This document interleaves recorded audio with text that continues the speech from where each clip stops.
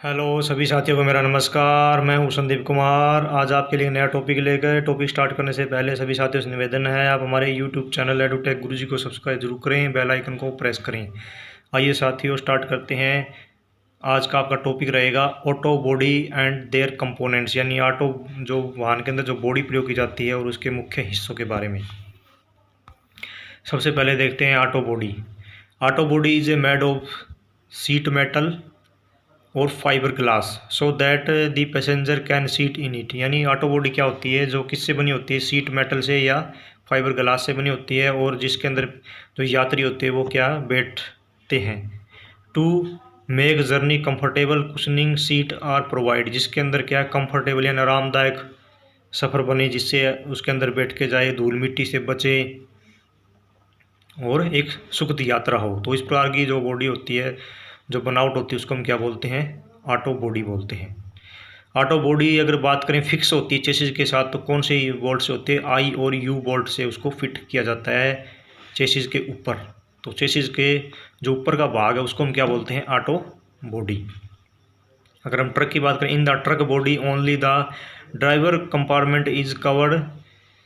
जो ड्राइवर का जो कंपार्टमेंट होता है बैठने का ट्रक के मामले में, तो ट्रक के अंदर सिर्फ ड्राइवर का जो बैठने का केबिन होता है वही क्या है, सिर्फ बॉडी का होता है। बाकी जो होता है, जो बाकी का बचा हुआ भाग होता है, वो क्या होता है, उसके अंदर हम सामान वगैरह बोझा ढोने का जो सामान होता है वो उसके अंदर प्रयोग किया जाता है।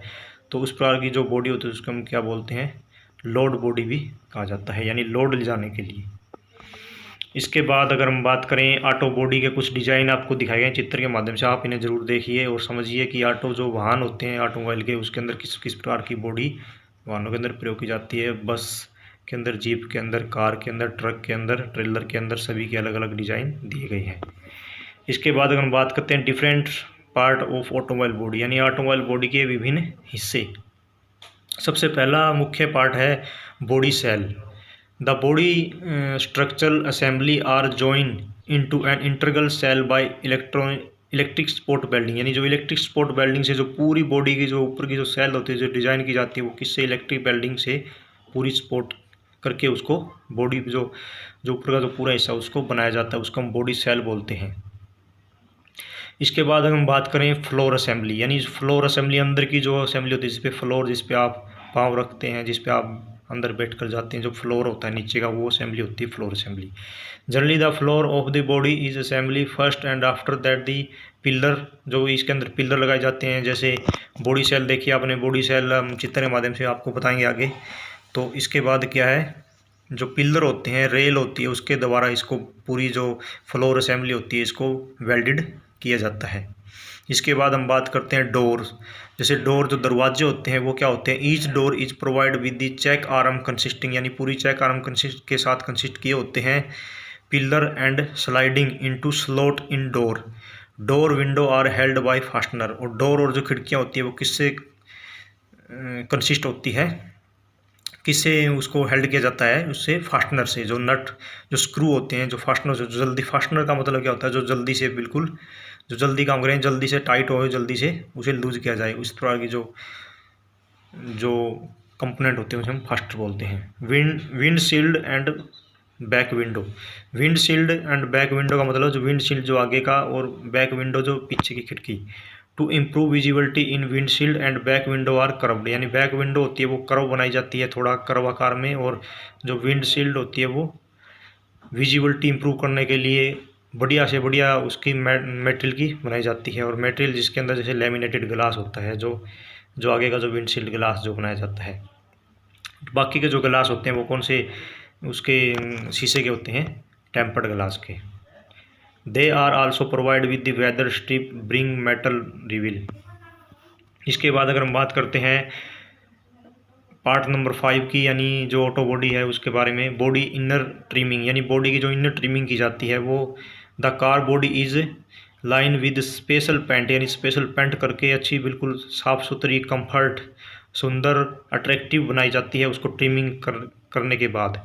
और ट्रिमिंग करने का पर्पज़ क्या होता है, उसके मुख्य 2 पर्पज़ होते हैं। जैसे सबसे पहला क्या है, to reduce mechanical component vibration. जो मैकेनिकल जो कंपोनेंट वाहन के अंदर, जैसे इंजन हो गए, सभी प्रणालियाँ होगी, वो क्या करती है, वाइब्रेशन ना करें, यानी कम से कम वाइब्रेशन करने के लिए, रिड्यूस करने के लिए उनका। उसके बाद to improve car appearance and comfort, यानी चमक बनाने के लिए, उसकी आरामदायक बनाने के लिए। तो दो मुख्य कारण होते हैं जिसके लिए हम बॉडी इनर ट्रिमिंग करते हैं। इसके बाद है सीट, यानी जो सीट हम बैठते हैं वो फ्रंट सीट जो ड्राइवर की होती है बैठने की, उसमें थोड़ा अलग होता है, और जो पीछे की सीट होता है उसकी जो बनावट होती है वो थोड़ी डिफरेंट होती है। फॉर एग्जांपल जैसे जो ड्राइवर सीट होती है उसको कुछ स्प्रिंग के द्वारा कंफर्टली रूप से अलग बनाया जाता है, उसको एडजस्ट भी किया जाता है, एडजस्टेबल होती है, वो आगे पीछे मूवमेंट भी कर सकती है। तो इस प्रकार की सीट होती है वो ड्राइवर की फ्रंट सीट होती है। और रियर सीट होती है, उसमें कुछ सेपरेट पार्ट लगे होते हैं, जैसे the bag fitted between the rear wheel box and resisting against the luggage compartment portion, यानी कंपार्टमेंट सामान रखने का अलग पोर्शन बनाया जाएगा। और इसके बाद क्या है, the cushioning resist directly on floor and position by 2 रबड़ स्टड, और 2 रबड़ स्टड के अनुसार उसको फिर क्या किया जाएगा, फ्लोर को पूरी डायरेक्टली रेसिस्ट किया जाता है। तो ये कुछ मुख्य कारण है पीछे की सीट के और जो फ्रंट की सीट में कुछ अंतर होता है। इसके बाद अगर हम देखें, वैसे देखा जाए तो सीट क्या होती है, बैठने के लिए ही यात्री को और ड्राइवर के लिए प्रयोग की जाती है। इसके बाद देखते हैं हुड।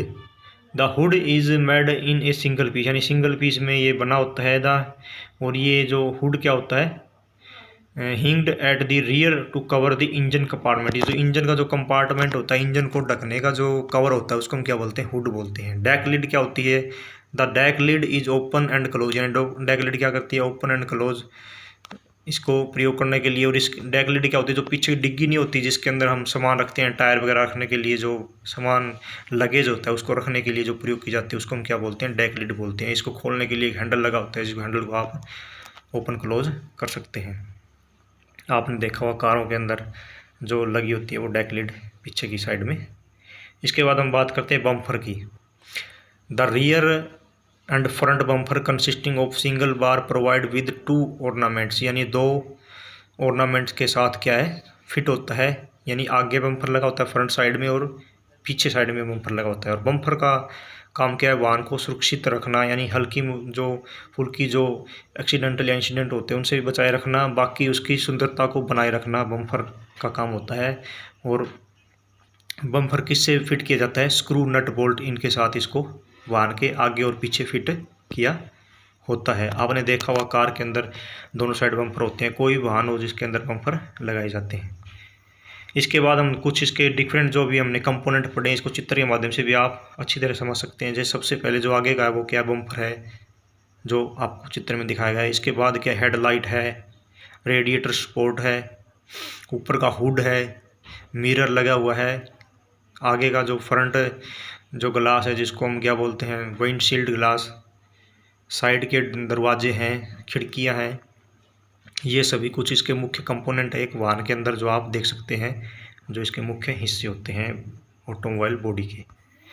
इसके बाद हम देखते हैं रिक्वायरमेंट ऑफ ऑटोमोबाइल बॉडी, यानी जो ऑटोमोबाइल बॉडी है वो कैसी होनी चाहिए, कुछ रिक्वायरमेंट भी होती है। जैसे सबसे पहले क्या है, the body should be light, body हल्की होनी चाहिए। The minimum number of components में कम से कम कंपोनेंट लगे होने चाहिए। It should have long fatigue life, यानी लंबी चलने वाली इसका जीवन होना चाहिए, यानी कि हमने गाड़ी खरीदी और 6 महीने बाद वो बॉडी पूरी चूर चूर हो जाती है, ऐसे ही बॉडी नहीं होनी चाहिए।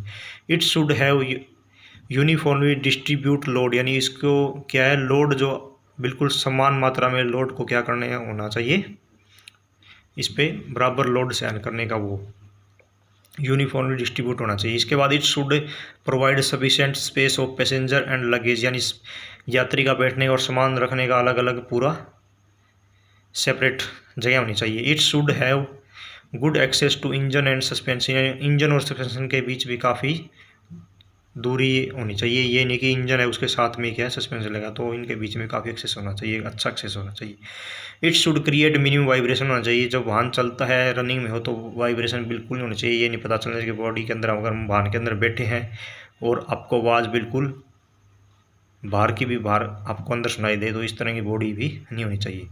It should have minimum resistant to air, यानी इसके अंदर हवा का या धूल मिट्टी कुछ भी हो वो बिल्कुल रेसिस्टेंट बिल्कुल मिनिमम होना चाहिए। ये नहीं कि हवा आप चलती है या बारिश हो वो आपके अंदर भी क्या है पहुँचे, तो इस प्रकार की बॉडी भी नहीं होनी चाहिए। It should be cheap and easy in manufacturing, ये आसानी से मैन्युफैक्चर हो जानी चाहिए और सस्ती भी होनी चाहिए। It should provide clear all round vision through glasses, इसके जो सारे शीशे होते हैं वो बिल्कुल विजुअल होने चाहिए, जिसके अंदर हम साफ़ सुथरा बाहर का जो हम देखना चाहें वो अच्छी तरह से दिखे। It should be attractive in shape and colour, हाँ सबसे इम्पोर्टेंट इसके अंदर ये भी है कि इसका जो कलर और जो इसका डिज़ाइन शेप है वो भी अच्छा होना चाहिए, दिखने के लिए अट्रैक्टिव होना चाहिए, देखने वाला भी ये कहे कि हाँ ये एक अट्रैक्टिव अच्छी बॉडी है कार की। तो इसलिए ये कुछ रिक्वायरमेंट्स थी। इसी के साथ साथियों आपका ये जो बॉडी एंड देयर कंपोनेंट्स है ये चैप्टर भी कंप्लीट होता है। आशा करता हूँ आपको ये चैप्टर काफ़ी हद तक समझ में आया है। आप अपने साथियों को भी हमारे चैनल से जोड़िए, सब्सक्राइब करवाइए, उनसे भी शेयर कीजिए, लाइक कमेंट भी ज़रूर करिए, ताकि हम आपके लिए हर नए नए टॉपिक पर आपको वीडियो प्रोवाइड करवाते रहें। तो इसी के साथ सभी साथियों को मेरा नमस्कार।